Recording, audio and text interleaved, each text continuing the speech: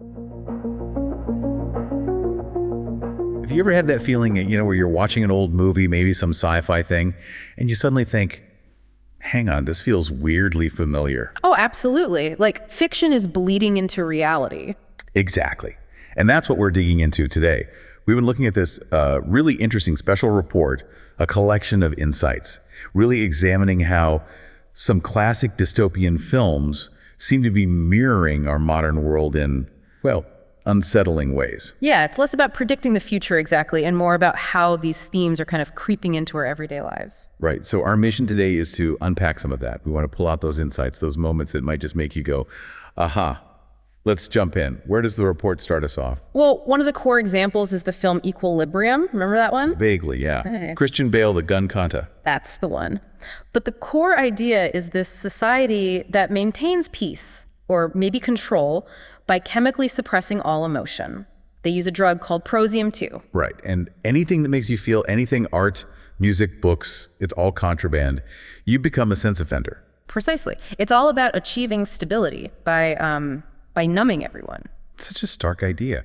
And that scene, I think you mentioned it when we were prepping, where he misses his dose and hears Beethoven. Yes. And he just breaks down weeping. It's incredibly powerful. It shows what's lost. So the report connects this to, well, obviously we don't have mandatory Prosium shots, but are there parallels? Well, yes, in more subtle ways. The report points to things like discussions around emotional blunting. For instance, some studies on common antidepressants, like SSRIs, mention that a number of users report feeling, well, less intense highs and lows. And muted? Exactly, muted. And then there's the societal pressure, in professional settings especially. Being overly emotional is often seen as unprofessional, right? Keep a stiff upper lip. Yeah. Manage your emotions. Don't your personal stuff to work. Right. So the question the report kind of poses is, are we, in a way, trading authentic emotional experience for this idea of stability or efficiency? Are we subtly numbing ourselves? It's a heavy thought.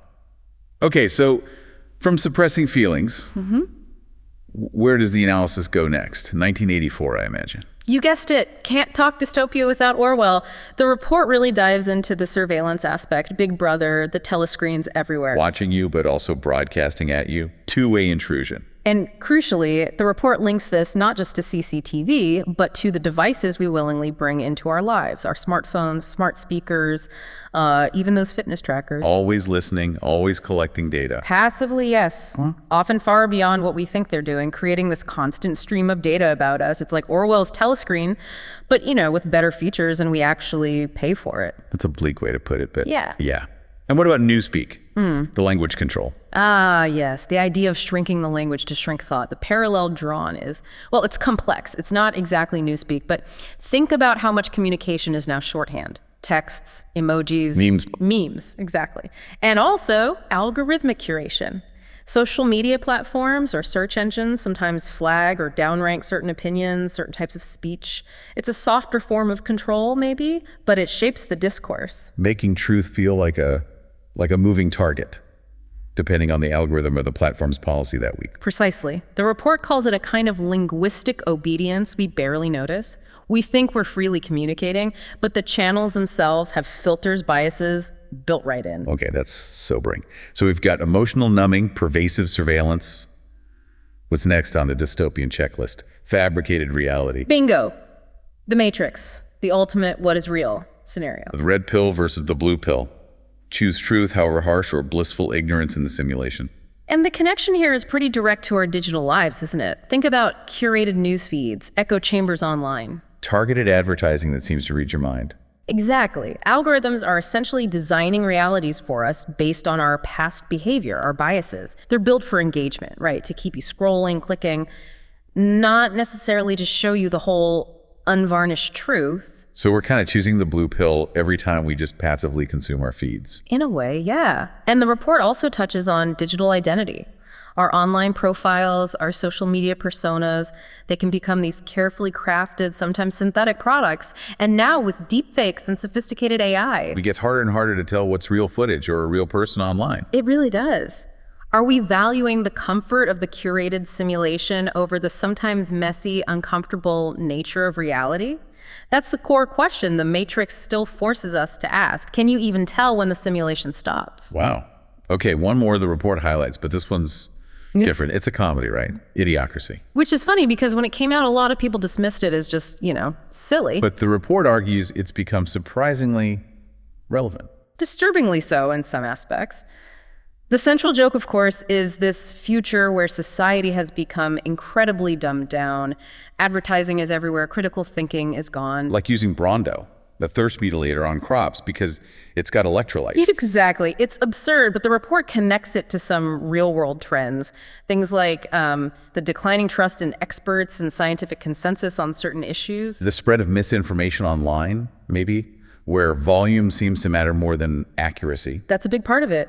And how public discourse can sometimes feel like it prioritizes spectacle, sound bites, and, shouting over thoughtful discussion or actual policy. Politics is entertainment, almost like President Camacho's rallies in the film. There are echoes, certainly. The film is satire pushed to an extreme, but it taps into that fear of, societal intellectual decline.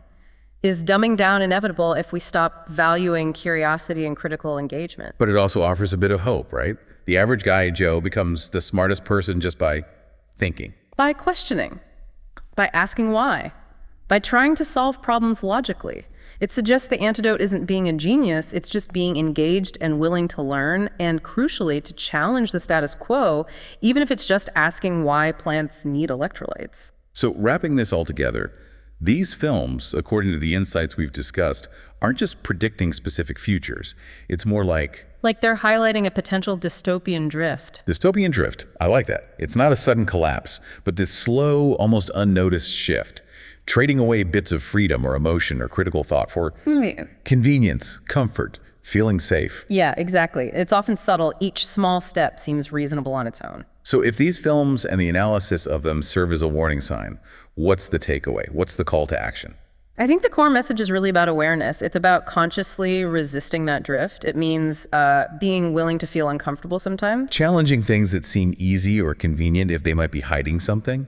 Precisely. And actively nurturing the things these dystopias try to crush. Curiosity, genuine emotion, individuality, critical thought. Basically, stay human. Yep. In full color, not muted gray. It sounds simple, but it takes effort, doesn't it? Constant effort, probably. So maybe the real red pill isn't a one-time choice you make. Maybe it's something you have to keep choosing every day. How so? Like constantly asking yourself that question. Is what I'm seeing? Yeah. Is what I'm feeling truly real? Is it authentic? And being willing to accept the answer, even if it's complicated or uncomfortable. Accepting that truth is worth pursuing, even when ignorance feels easier. Yeah. That feels like a good place to leave our listeners to think. Is the comfort we choose always worth the potential cost? Something to mull over.